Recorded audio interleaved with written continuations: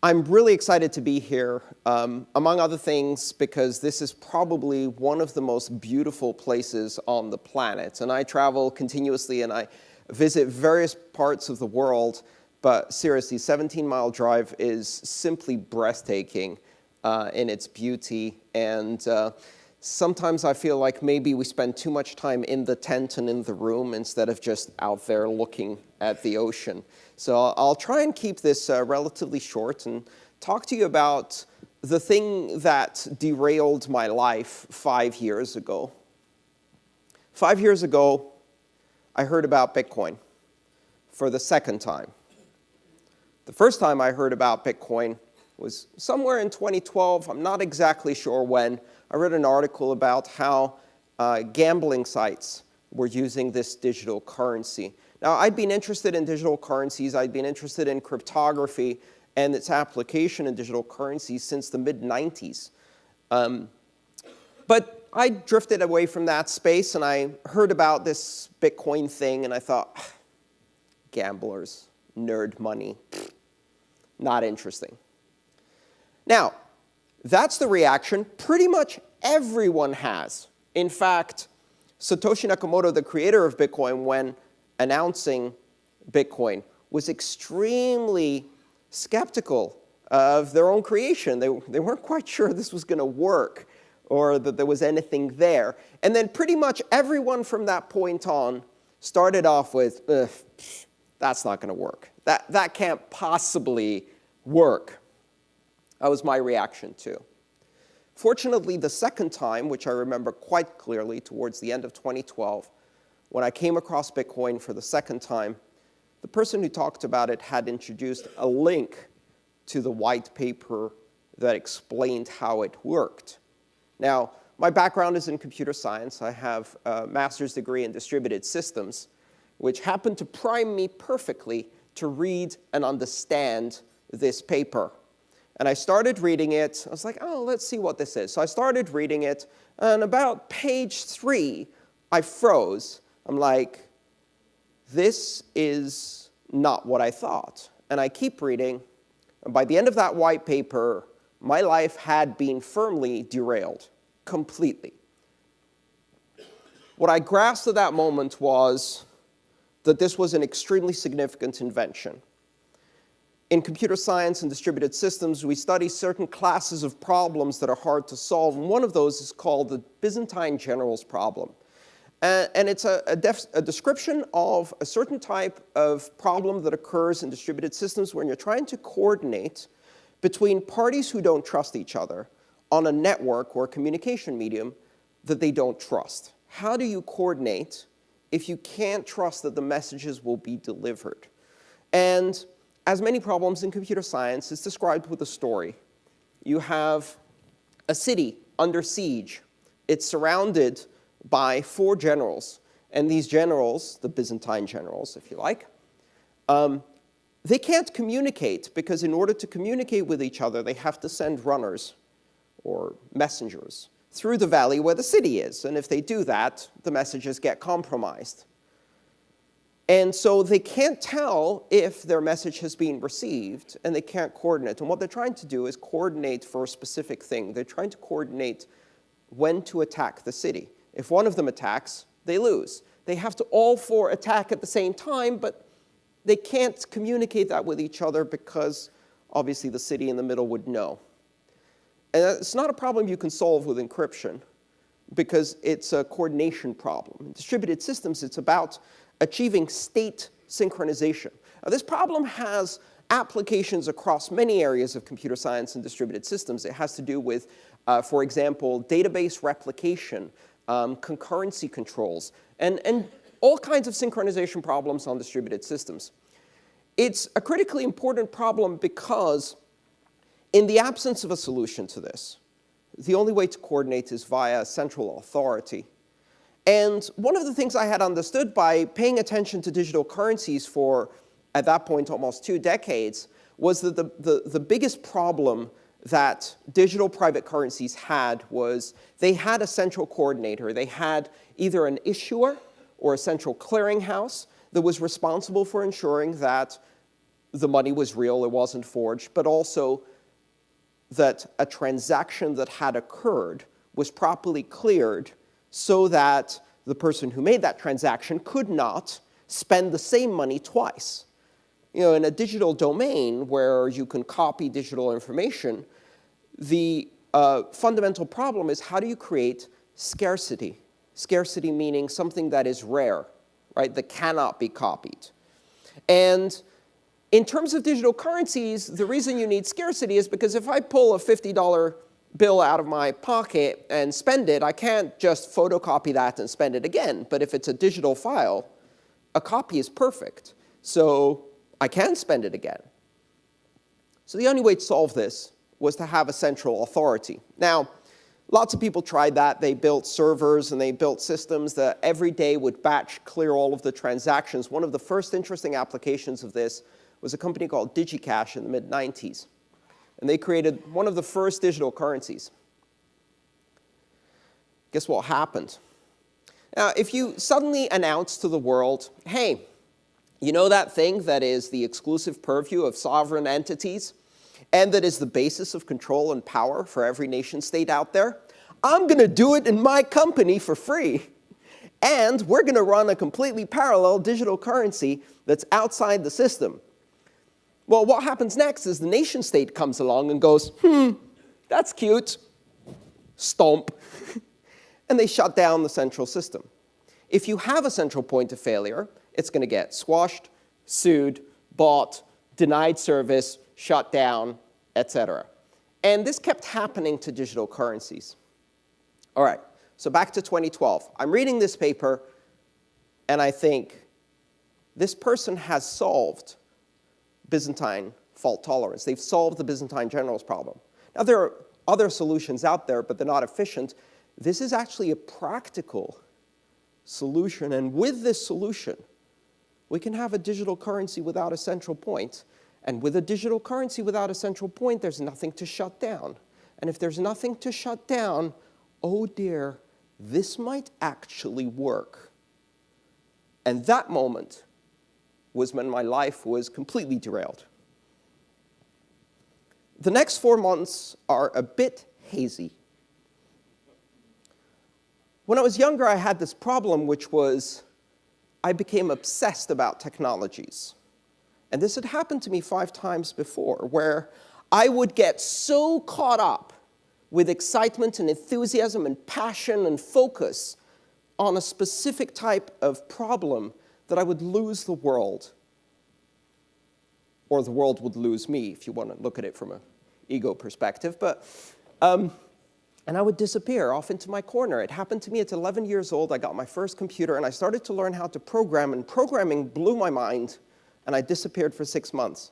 I emerged in a year later almost, and I could program in assembly and BASIC, and I could do electronics and things like that. And then I got my first PC, and I disappeared for 6 months.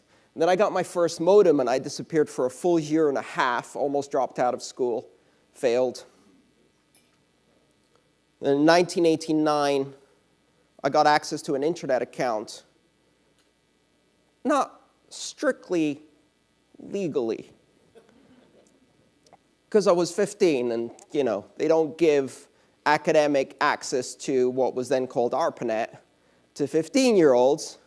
But let's say this archaeology professor at a university wasn't quite using their account. And, it was there. So the statute of limitation has elapsed on that one, fortunately. I lost myself because for the first time ever, I could communicate with brilliant people from around the world on this internet thing, and they taught me Unix, and they taught me all kinds of things about computer systems and architecture and TCP/IP, and I lost myself for a year and a half. And every time this happened, I would try to tell everyone around me, listen, this is the greatest thing that's ever happened. It's going to change the world.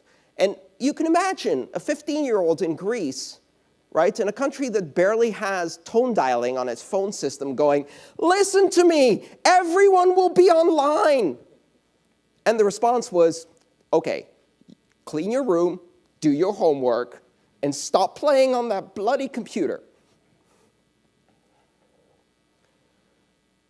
When this happened to me with Bitcoin, at this point I had the experience, the degree, the confidence, and I decided I wasn't going to listen to anyone who told me otherwise, but I did lose myself.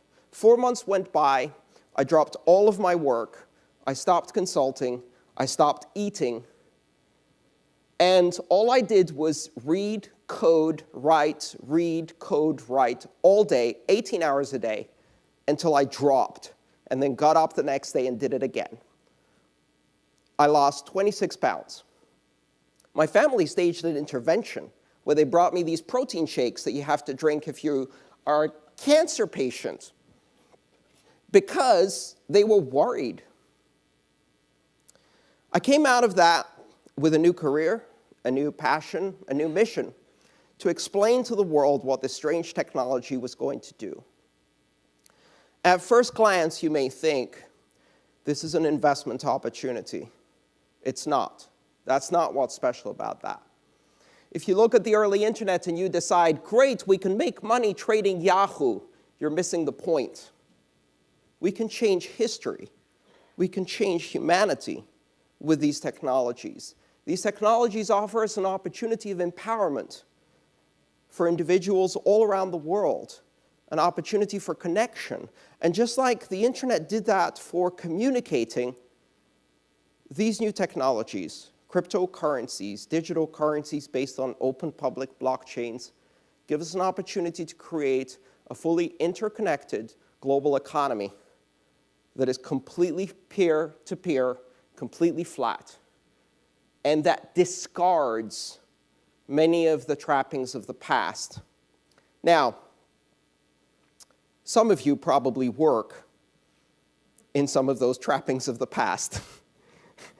And you may be feeling a bit uncomfortable because, well, banking has a few centuries of operating without much competition, and it's never faced competition from the internet.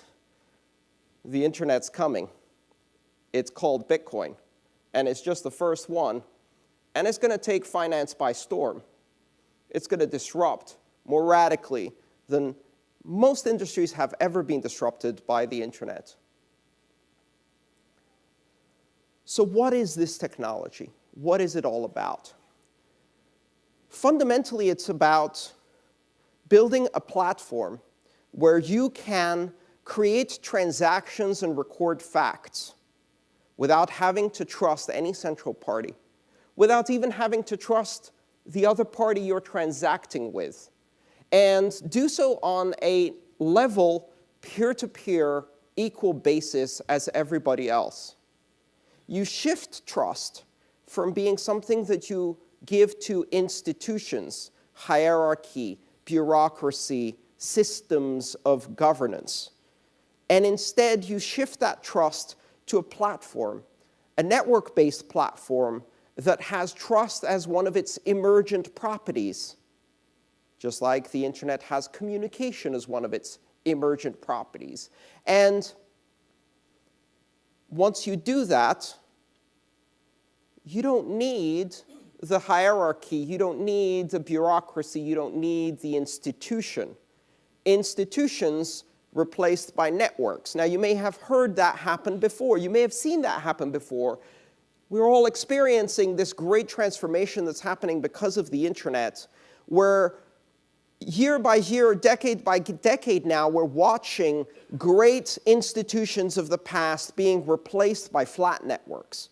And these flat networks deliver more efficiently, more equally, in a more open and accessible manner, the same thing that the institutions delivered, but much more.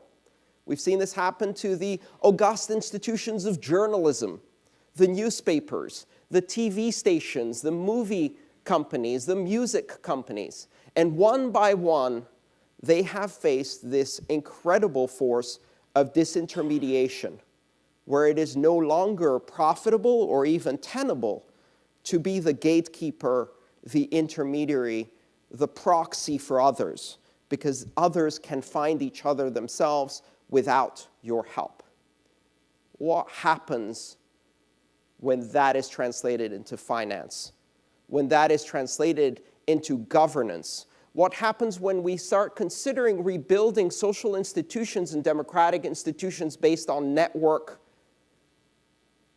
and market-based governance models using this technology? It is truly transformative. And if all you're looking at is the price of Bitcoin, the opportunity to invest, the crazy messages that are coming from the media from every side, you will be missing the fundamental point.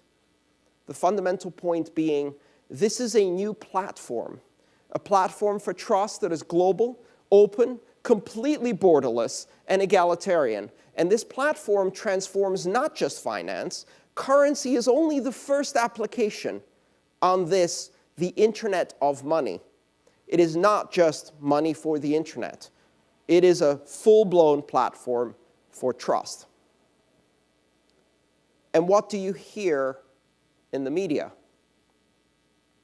Drug dealers, criminals, pornographers are using this technology. Now, if you've been around the Internet for a while, you've probably heard this before.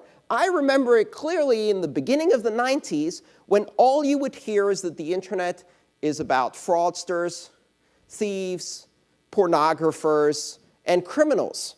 And it was all scare tactics all the time. And it didn't matter, because eventually all of us used it. And we didn't use it to commit crimes. We didn't use it to make pornography. We used it to transmit and exchange 1 billion cat videos because they're cute and hilarious. Because that's what people do with technology. They project their own needs, their own desires, their own motives onto society using technology as this empowering tool. And what do most of us care for? Feeding our families, security, education, healthcare, sanitation, building a future for our children. So when you hear all of these scare stories about how the possibility of giving people access to money without impediments, allowing them to pay anyone anywhere without censorship or control, freeing them completely from the shackles of oppressive governments, and quite honestly, banking corporations that in many countries are very hard to distinguish from an organized crime syndicate.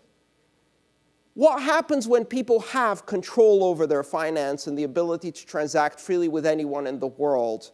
What do they buy? Do they buy weapons of mass destruction? Do they buy cat videos?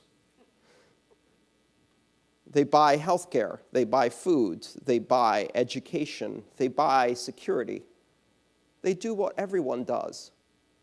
And so within this technology, there is this enormous promise of fundamentally transforming not just the Internet, but the Internet first, and then transforming some of the fundamental institutions in the world that, quite honestly, have failed us. When I talk to audiences around the world about this technology, especially in developed nations, places like this, there's a bit of confusion. Why do I need a peer-to-peer digital currency? I have Visa. How is this different from PayPal? What does it do for me? Does it make it easier for me to buy coffee at Starbucks? And that's a fair question, because the only fundamental difference of this technology from, say, PayPal is the fact that it's all of that without the PayPal, without the central company, without the central control. And that's meaningful if you can't trust the company. PayPal has service in 19 countries. Last time I checked, there's 194. Banking is available to maybe 4 billion people. 2.5 billion people around the world have no access to financial services whatsoever. And that's the World Bank statistic that only counts heads of household, top earners, their children, their spouses are a statistical irrelevance. If you add up all of the people who have very limited access to financial services, they are the majority of this world. Bitcoin and these new technologies are all about the other 6 billion. You have Visa. Golly for you. That makes you part of the 5% of the privileged overclass of financial comfort in this world. The rest of the world doesn't operate that way. You have a stable currency. Fantastic. I can count 16 of them. What about the other 160 currencies? You have a government that is not about to drag you out of your bed at night because you said the wrong thing or attended the wrong protest. Yet. Good for you. Fantastic. What about all of those places where that is a daily reality? And so we live in a world where access to financial services is one of the fundamental barriers to economic development. And we have constructed a system, a closed system, of controls. If you're in the industry, you probably know all about this. KYC, AML, CTF.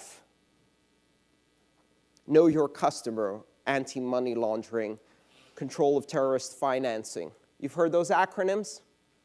What those acronyms do is they convict 4 billion people to poverty to maintain our own bourgeois illusion that somehow we can stop crime from happening if we carefully control who has access to financial services. And in that delusion, we are willing to allow billions of people to have no access to all of this, to the world economy.